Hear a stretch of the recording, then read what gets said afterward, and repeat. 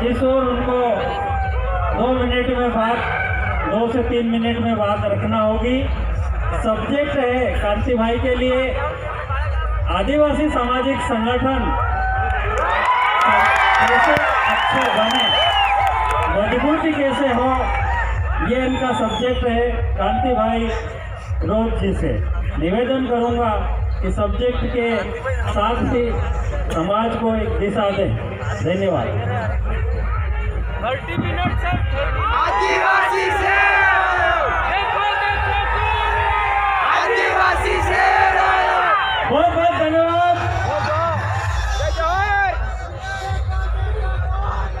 आदिवासी से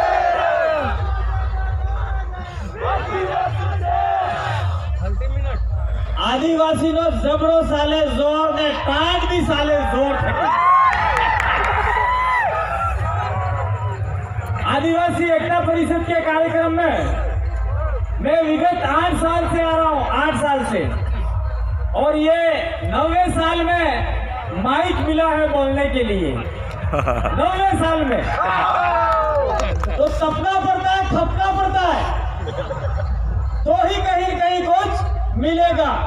लेकिन हम लोग भाषण देने के लिए नहीं आए। अब मैं यहाँ मंच देने से पहले मेरे साथी भाई ने मुझे बांध दिया है कि आपको इसके अलावा नहीं बोलना है, लेकिन कोशिश करेंगे कि थोड़ा बहुत बोल के जाएंगे, थोड़ा बहुत बोल के जाएंगे। आदमी बोलवा हर उबो था, पहले बात की ना निकाल दी नौकरा में भाई बड़ा बोले लगी, ये तो बेवा विधि है।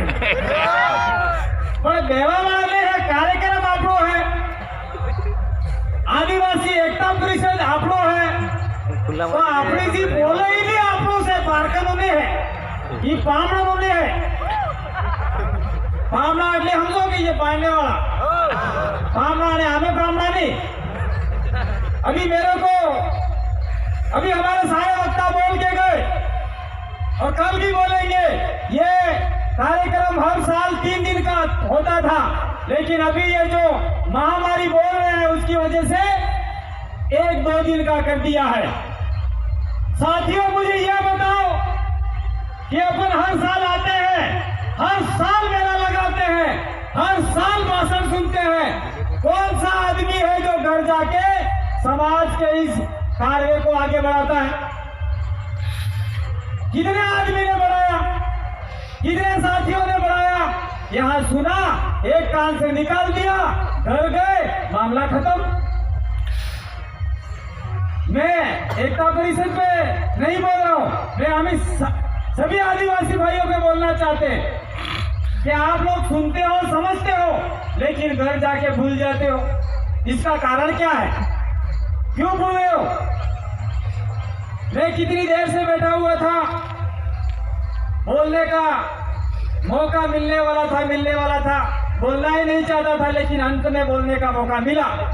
तो साथियों, जो भी मेरे साथी भाई हैं, मुझे सब्जेक्ट दिया उसका मैं थोड़ा सा बाद में बताऊंगा, लेकिन देश भर की जो समस्या है उसके बारे में बताऊंगा। मध्य प्रदेश, गुजरात, राजस्थान, महाराष्ट्र, ये 4 राज्य हैं जिसमें अधिकतम भील आदिवासी समुदाय रहता है, और ये कहीं न कहीं आमने सामने जुड़ा हुआ है। लेकिन देश के अंदर बहुत सारा आदिवासी समुदाय रहता है। कोई संताल है, कोई गोंड है, कोई मुंडा है, कोई उराव है, कोई खासी है, कोई गारो है।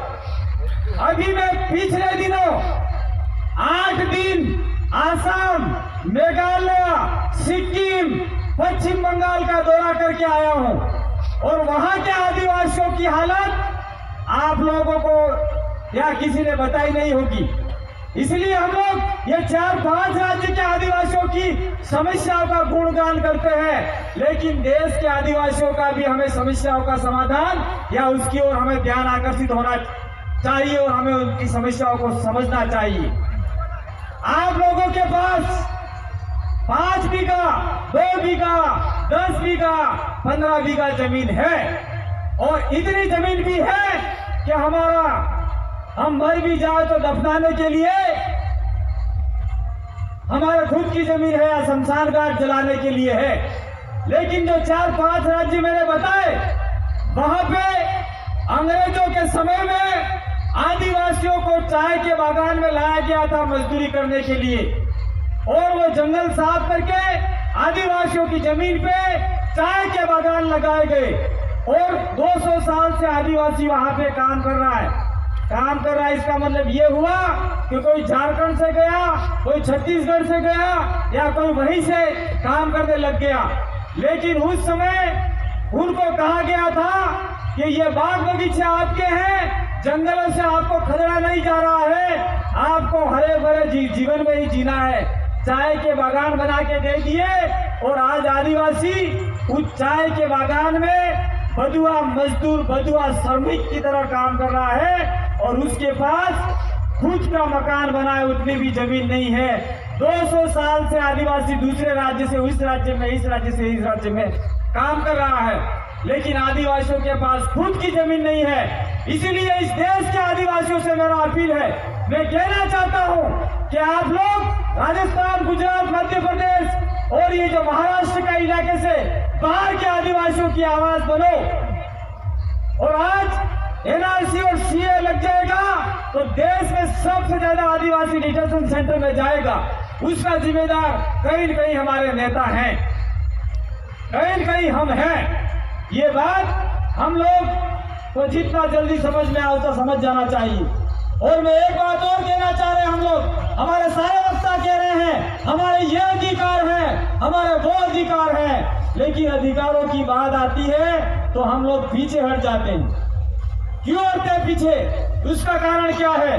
अभी हमारे महेंद्र भाई कन्नौज बोल के गए, यहाँ प्रशासन ने 144 धारा लगाई है, लेकिन 144 धारा लगाई है प्रशासन भाई, तो हम 244 हैं, आपसे ज्यादा है। 5वीं अनुसूची का इलाका है, ये 144 आप लेके जाओ उधर समुद्र में डाल दो, यहाँ 244 चलेगा, आदिवासियों का राज चलेगा, हमको कोई नहीं रोक सकता। ये आपको कहना पड़ेगा, हमको भी कहना पड़ेगा। अभी मेरे भाई ने मेरे को जो सब्जेक्ट दिया उसके बारे में बोलना चाहूंगा, क्योंकि जो सब्जेक्ट का आदिवासियों का संगठन कैसे अच्छा बने, ये हमारा आदिवासी एकता परिषद का संगठन है, वो अच्छा है, लेकिन देश के अंदर दूसरे आदिवासी संगठन हैं। आप जितने भी आए हो उसमें से भी आदिवासी संगठन के पदाधिकारी होंगे। हमारी थ्योरी है कि जितने आदिवासियों के संगठन उतने आदिवासियों के टुकड़े। एक नहीं है ये संगठन बना लिया, ये अध्यक्ष बन गया, वो संगठन बना लिया, ये अध्यक्ष बन गया, दूसरे ने सोचा, तीसरे ने सोचा, चौथे ने सोचा, और देश के अंदर आज 5 से 6 हजार आदिवासियों के संगठन है, और 5 से 6 हजार राष्ट्रीय अध्यक्ष आदिवासियों के, वही आदिवासियों का नुकसान कर रहे हैं। मेरा तो ये मानना है। समझे आप? नहीं समझे? समझना पड़ेगा। लेकिन आप अपना संगठन चलाओ। अच्छा संगठन कैसे बने, ये बात छोटे में कहना चाह रहा हूं।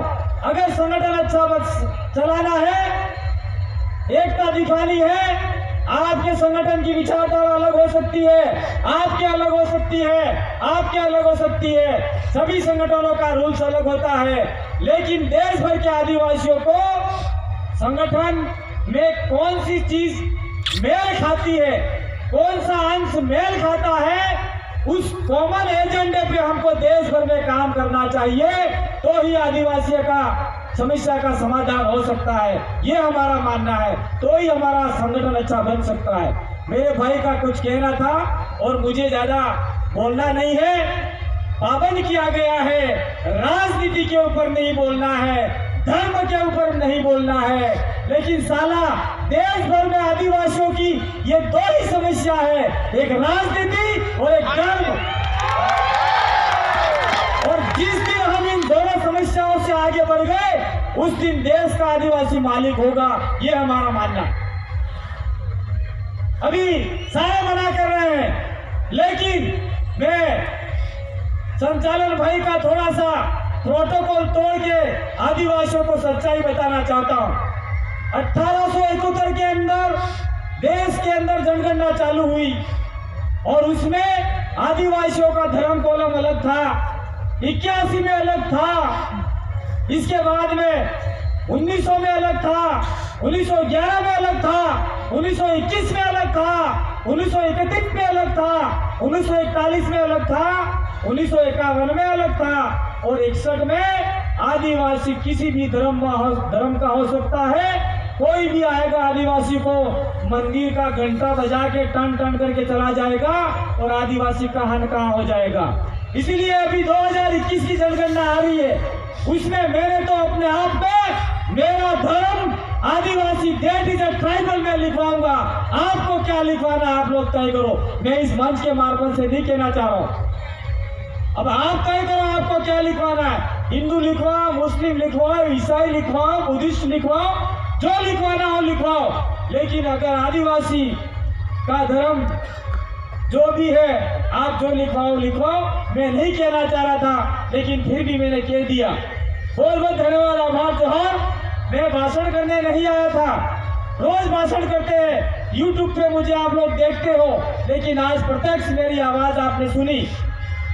बहुत समय पहले बोलना चाहते थे, मैं भी बीमार हूँ बबर भाई की तरह, दवाई खा के ही बैठा था और डॉक्टर ने रात को जागने के लिए मना किया है। फिर भी आप लोगों का प्यार है, मैं ये 90 साल आदिवासी एकता परिषद में आया हूँ, 9 साल लगातार से आ रहा हूँ मैं, और इस 90 साल में मुझे एकता परिषद के मंच से बोलने का मौका दिया और देश के मालिकानाओं को मेरी ओर से लाख लाख जोहार, जय जोहार, जय आदिवासी, जय भील प्रदेश।